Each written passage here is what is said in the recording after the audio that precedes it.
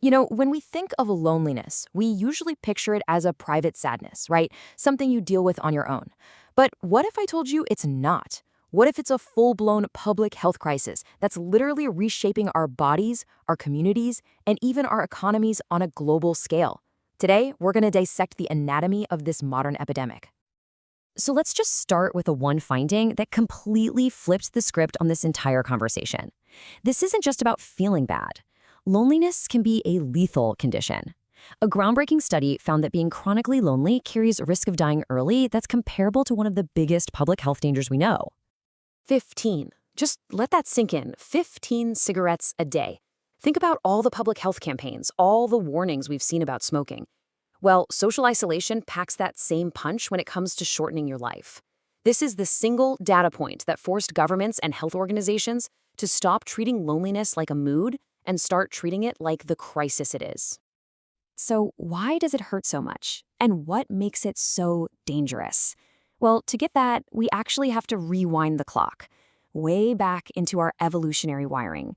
See, loneliness isn't some modern flaw in our brains. It's an ancient alarm system, a survival signal, that's just gone completely haywire in our modern world. Okay, first things first, we've got to get this distinction straight, because people mix these up all the time. Social isolation is objective. It's a number. It's how many people you actually see or interact with. Loneliness, on the other hand, is totally subjective. And this is the absolute key. Someone can be socially isolated, maybe they're a hermit who loves their solitude, and be perfectly happy. But more importantly, you can be in a crowded room, at a massive party, surrounded by people, and feel crushingly, deeply lonely. It's not about the number of friends you have. It's about the gap between the connection you need and the connection you actually have. And this explains exactly why that gap feels so painful. For our ancient ancestors, being in a tribe wasn't a lifestyle choice. It was everything. It was survival. If you were isolated, you were lunch for a predator or you'd starve. So evolution gave us loneliness as a biological drive, just like hunger tells you to eat or thirst tells you to drink. It's a pain signal screaming, hey, go find your people to survive. The problem is, in our modern world, that alarm bell can ring constantly for months, even years. And when that happens, the system breaks down and just becomes a chronic, damaging stress response. So what does that chronic stress actually do to us? What's the physical damage? Let's dig into the data and see how this ancient alarm is affecting us on a massive scale today. Now, this is fascinating because it completely upends the stereotype we all have. When you think lonely, you probably picture an elderly person, right? But the global data shows that's not really the case anymore. It's young adults, people between 19 and 29, who are now reporting the highest levels of loneliness, way more than those over 65. It's a huge demographic shift. And make no mistake, this is not just a Western issue. We're talking about nearly a quarter of the entire world's population feeling lonely. In some places, the numbers are just staggering. Look at Brazil. Half the population said they felt lonely a lot. And in Japan, the problem is so severe, it actually has its own name, hikikomori, which describes a state of intense social withdrawal that affects almost 1.5 million people. The physical toll is just devastating. Remember that constant stress response we talked about? Well, it triggers chronic, low-grade inflammation throughout your body. Think of it like a slow burn that never goes out. And over time, that inflammation literally damages your blood vessels and your brain, leading directly to these massive increases in risk for some of our deadliest diseases. It's a silent process with incredibly loud consequences. And of course, all that illness comes with a hefty price tag. This isn't some soft emotional issue. It's a massive drag on the economy. Just in the United States, loneliness among seniors adds an estimated $6.7 billion in extra costs to the Medicare program every single year. And that's just one program in one country. The global economic burden is just immense. So how on earth did we get here? This didn't happen by accident. This epidemic is the direct result of decades of choices we've made. In how we build our cities, how we use technology, how we structure our lives, we have, in many ways, literally engineered disconnection. A huge piece of the puzzle is the disappearance of what sociologists call third places. Your first place is home. Your second place is work. Third places are all those other spots, the coffee shops, the libraries, the parks, the community centers. They're the informal living rooms of our society. And for decades, these vital social anchors have been vanishing.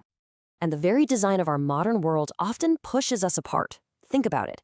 When we build everything around the car, We eliminate all those chances for small, spontaneous interactions. We traded front porches, where you see your neighbors, for private back decks. We've literally designed away the bumping spaces, where the simple, weak ties that form the foundation of a community are built. And then, of course, there's technology. It promised to connect us all, right? And in some ways it does, but it's also created this deep paradox. The time we spend scrolling online is time we're not spending face to face. And the perfectly curated highlight reels of everyone else's lives create this comparison trap, which just feeds feelings of inadequacy and being left out, the very core ingredients of loneliness. Okay, so the problem is big, it's systemic, it's damaging. It sounds pretty bleak. But, and this is a big but, the story does not end there. All over the world, people are waking up to this. Governments, architects, and regular folks are starting to treat social connection like the critical piece of infrastructure it is. Let's look at some of the coolest solutions out there. I mean, this is a huge deal. The UK and Japan have actually created cabinet-level positions, a minister for loneliness. They're officially recognizing that a healthy society needs strong social infrastructure, just as much as it needs roads, bridges, and power grids, and they're investing real money to build it. Now, check out this brilliant grassroots solution from the Netherlands. You've got two totally separate problems: a nursing home full of isolated seniors, and nearby, a bunch of university students who can't afford the sky-high rent. And the solution? It's so simple, it's genius.